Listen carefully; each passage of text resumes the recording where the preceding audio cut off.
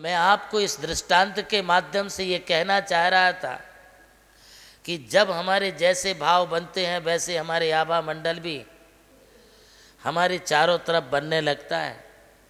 इसलिए भावों को संभालना चाहिए। यदि तुम अपना कुटुंब परिवार खेती किसानी छोड़ कर के साधु बने हो तो अब तुम्हें साधु को बनने के साधु होने के पश्चात अपनी फसल की चिंता नहीं करनी चाहिए। भगवान आदिनाथ के समय में शिष्य लोग जो हैं बड़े भोले होते थे, सरल बुद्धि वाले होते थे। भगवान महावीर के शिष्य जो हैं वे थोड़े से टेढ़ी बुद्धि वाले हैं। आदिनाथ भगवान के काल में जो मुनि होते थे जितना कहा उतना ही करते थे, उसके आगे का कुछ नहीं करते थे। उस समय एक मुनिराज जो हैं अपना दीक्षा लेने के पश्चात अब बरसात आने लगी। अरे मेरी खेती कौन देखेगा, मेरी फसल कौन देखेगा, भावों में ये विचार आने लगे। ये विचार भी हमारे लिए जो हैं आत्म साधना में तो बाधक है ही, साथ ही साथ वे कर्म बंध के भी कारण बनते हैं। इसलिए कर्म बंध से बचने के लिए क्षेत्र अर्थात खेती संबंधी विकल्प छोड़ दो। बरसात हुई नहीं हुई, खेती में फसल आई नहीं आई, इस बार कितनी आई, इन सब चीज़ों से कोई सरोकार नहीं रखना चाहिए। क्षेत्र के पश्चात अब आती है वास्तु। वास्तु से मतलब है तुम्हारे रहने का, मकान हो, घर हो, बंगला हो, फ्लैट हो, रो हाउस हो, विला हो, कोठी हो, अथवा तुम्हारी फैक्ट्री की, इंडस्ट्रीज की कोई वास्तु हो, ऑफिस हो, कोई भी इमारत संबंधी जो होता है उसे वास्तु से संबोधित किया जाता है।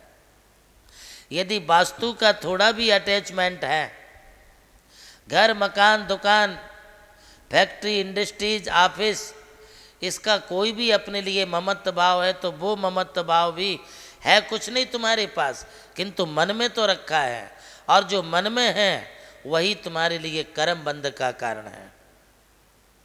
चलिए मैं आज एक और उदाहरण आपके लिए देता हूँ। वो उदाहरण ये है कि चारित्र चक्रवर्ती आचार्य शांति सागर जी महाराज अपने मुनि संघ के साथ विहार करते हुए जा रहे थे। सामायिक का समय हुआ, ये सोच करके वो एक खेत में पेड़ के नीचे सामायिक के लिए बैठने लगे। इतने में खेत वाला आया और बोले, महाराज महाराज आप यहाँ पर सामायिक क्यों करते हैं? हमारी झोपड़ी जो है वो खाली पड़ी है, हम तो यहाँ पर कुछ करते नहीं हैं, हम भी एक प्रकार से सन्यासी जीवन जीते हैं। ये छोटी सी हमारी खेती है, इसी में हमने झोपड़ी बना करके आश्रम का रूप दे रखा है। चलिए आप मेरी कुटिया में पधारिए, आप वहाँ पर अपना जो है ध्यान धारणा करिए, हमारी कुटिया भी पवित्र हो जाएगी। आचार्य महाराज ने सोचा ये ये बाबा बड़ा आग्रह कर रहा है तो चलो क्यों ना इसकी कुटिया में सामायिक ले ली जाए। वहाँ सामायिक के पश्चात उन्होंने विहार किया।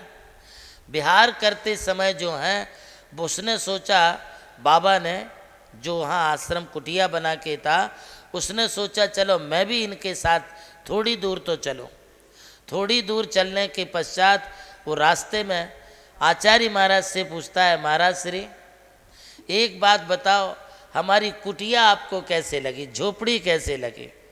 तब महाराज बोले, बेटा बाबा झोपड़ी तो बहुत अच्छी थी, अच्छा हमारा ध्यान लगा, उसे लगा कि देखो हमारी कुटिया की इतनी प्रशंसा कर रहे हैं, तो और थोड़ा चला, और थोड़ा चलने के पश्चात फिर उसने फिर पूछा, महाराज श्री हमारी झोपड़ी कैसी थी?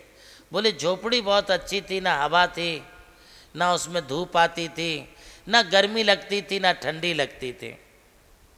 वो और भी खुश हो गया, और थोड़ा चला, और थोड़ी दूर चलने के बाद उसने फिर पूछा, महाराज श्री अब बताइए हमें कि एक्चुअली सचमुच हमारी झोपड़ी कैसी थी? तब महाराज ने कहा, एक बार कह दिया ना भैया तेरी झोपड़ी बहुत अच्छी थी, तुम क्या करते हो? तो उसने कहा, मैंने अपना घरदार छोड़ के खेत में ही अपना जो है झोपड़ी बना के सन्यास लेके साधना करता हूँ। तब महाराज ने कहा, भैया तूने सब कुछ छोड़ दिया किंतु उतनी सी झोपड़ी का मोह तुमसे नहीं छूटा। उसने कहा, बात तो सच कह रहे बाबा जी। वो लौट करके वापस गया और उसमें जो है आग लगा के जला के वापस आ गया। आने के बाद महाराज से कहा, महाराज मैंने अपनी झोपड़ी को आग लगा दी। महाराज ने कहा, भैया तूने बहुत अच्छा किया, बढ़िया हो गया, ना रहा बांस ना बजेगी बांसुरी। और वो महाराज के साथ साथ हो लिया। फिर थोड़ी दूर आगे गया। आगे जाने पर महाराज से कहा, महाराज कुछ भी कहो, झोपड़ी थी तो बहुत अच्छी। तब आचार्य महाराज बोले, बेटा तूने खेत की मकान की अपनी झोपड़ी को तो जला दिया किंतु मन में जो झोपड़ी बनी है वो झोपड़ी अभी तक तूने जलाई नहीं है।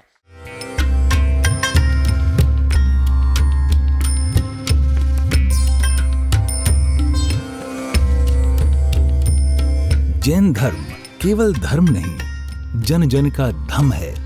यही है इस धर्म की संस्कृति।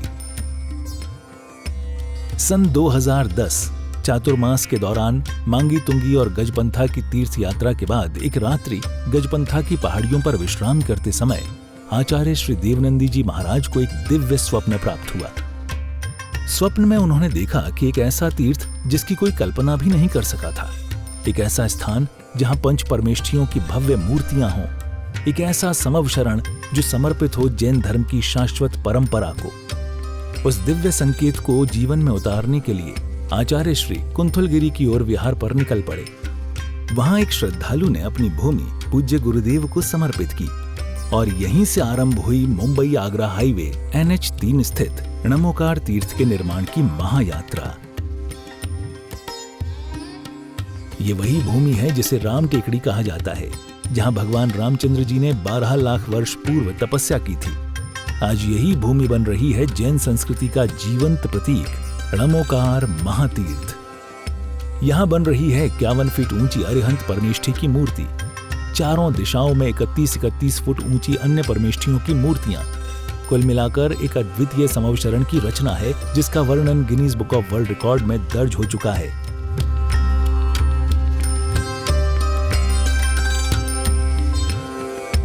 इस भव्य मंदिर जी में स्थापित किए जा रहे हैं 24 तीर्थंकरों के 24 मंदिर, पंचमेरु, नंदीश्वर द्वीप, नवदेवता और 64 रिद्धि मंदिर, सप्तऋषि मंदिर और गोमटेश्वर बाहुबली, संमेद शिखर जी की झलक और क्षेत्रपाल मंदिर।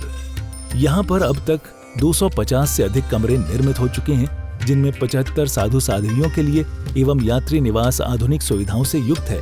AC रूम, भोजनशाला, कैंटीन और विशाल गुरु मंदिर।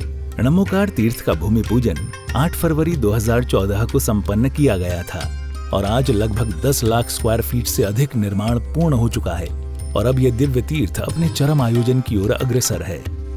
2026 में जिन शासन के वरिष्ठतम आचार्य परम पूज्य साधना सम्राट गणाधिपति गणधराचार्य श्री कुंथु सागर जी महाराज के सानिध्य में एवं परम पूज्य प्रज्ञा श्रवण सारस्वताचार्य श्री देवनंदी जी महाराज की प्रेरणा एवं निर्देशन में 400 से अधिक साधुओं की उपस्थिति में आगामी 6 से 13 फरवरी 2026 में णमोकार तीर्थ का भव्यातिभव्य अंतर्राष्ट्रीय पंचकल्याणक प्रतिष्ठा एवं महामस्तकाभिषेक महोत्सव का आयोजन होने जा रहा है। खुल रहा है पुण्य का द्वार जो करेगा भव पार।